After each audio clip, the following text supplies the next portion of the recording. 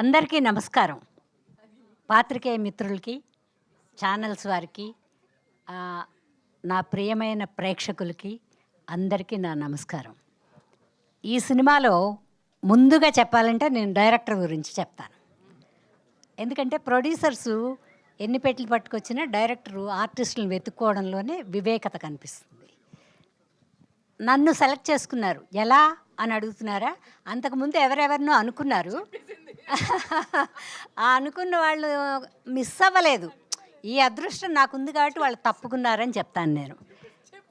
ఈ వేషం నాకు ఎలా పడిందంటే 25 ఏళ్ల ముందు మురారి సినిమా చేసేటప్పుడు సుకుమారి అమ్మగారు వచ్చి నాతో పాటు రూమ్లో కూర్చున్నారు. చూసి ఏం సినిమాలు చేస్తున్నావు అన్నారు. చేస్తున్నానమ్మా అని. అదేంటే మీ తెలుగు వాళ్ళు నీకెప్పుడు ఒకటే టైపు వేషాలు ఇస్తారు, అప్పుడు ఏడుస్తా కన్నీళ్ళు తుడుచుకుంటా త్యాగాలు చేస్తూ ఉండే వేషాలే ఉండేవి నాకు.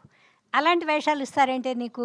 అదే మా మలయాళంలో అయితే రకరకాల వేషాలు వేయించుతారు నీతో, అన్ని రకాల వేషాలు వేయడానికి నువ్వు బాగుంటావు అన్నారు ఆవిడ.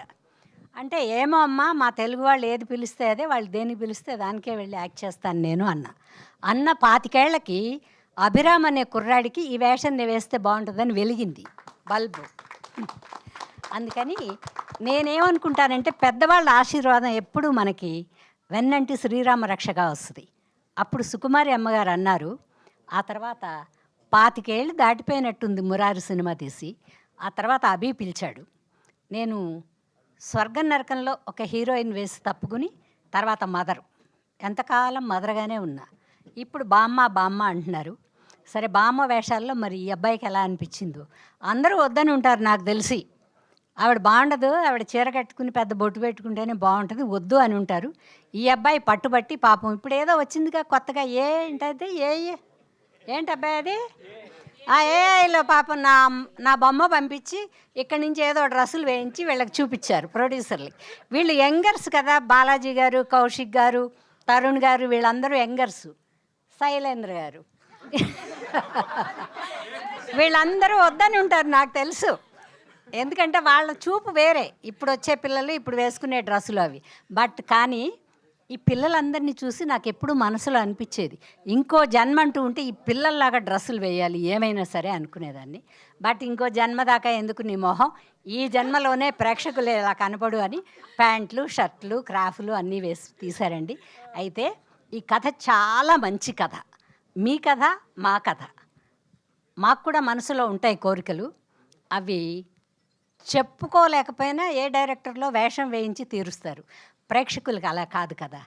మీరు చెప్పుకుని మీరు బయటకు వస్తే కానీ వెళ్ళలేరు. ఈ సినిమా చూస్తే మీకు అన్నీ అర్థమవుతాయి. అందరూ మేమున్న ఆడవాళ్ళం కానీ మగవాళ్ళు కానీ తలా ఒకళ్ళకి తలా ఒక కోరిక, కథ ఎన్నో ఉన్నాయి. కానీ అవన్నీ సినిమాలో చూస్తేనే మీకు అర్థమవుతుంది. చాలా సూపర్గా కుటుంబం అంతా అందరూ కూర్చుని హ్యాపీగా కూర్చోవచ్చు. ఈ సీన్ అబ్బా చూడలేకపోతున్నామే అనేవేవీ లేవు. ఎట్ ప్రజెంట్గా జరిగే పిల్లల అపరాధాలు, పెద్దవాళ్ళ అపరాధాలు కూడా, ఇంట్లో వాళ్ళని అర్థం చేసుకోలేకపోతున్నాం అనేదానికి నిర్వచనం కూడా ఉంది ఈ క్యారెక్టర్లని. కానీ చాలా మంచి సినిమా.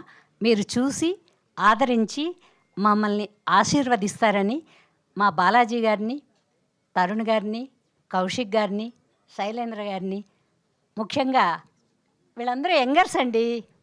వీళ్ళని మనం అంటే మీరు కూడా, మనం అంటే నన్ను కాదు, మీరు ఆశీర్వదించాలి, బ్లెస్ చేయాలి, సినిమా చూడాలి.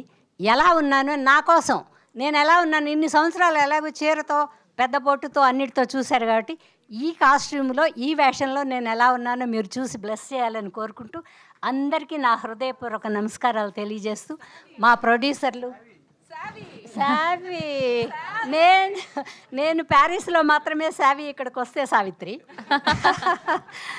కానీ అండి టీంలో పిల్లలందరూ చాలా మంచివాళ్ళు.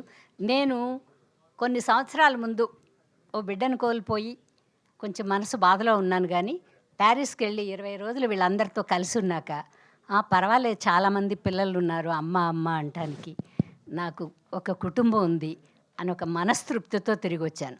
నిజంగా చెప్పాలంటే ఈ సినిమా నాకు హ్యాపీ జర్నీ. మీరందరూ ఆశీర్వదిస్తారని కోరుకుంటూ సెలవు తీసుకుంటున్నాను. Thank you so much, Amma. Thank you so much. Ma'am, please.